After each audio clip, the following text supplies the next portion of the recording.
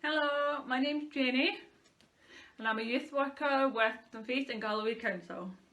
So last week we did the alphabet, the week before that we did some useful phrases, so now it's time to combine them.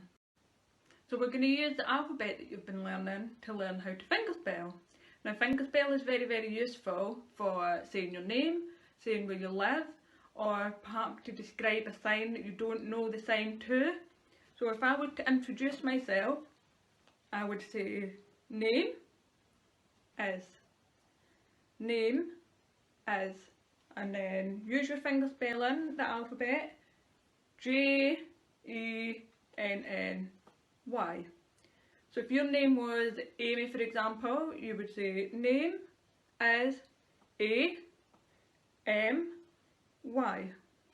You can then use finger spelling and the alphabet to describe where you live. So to say where you live, you would put your finger like this, say I live. So if it was Dumfries, you would just say D-U-M-F-R-I-E-S.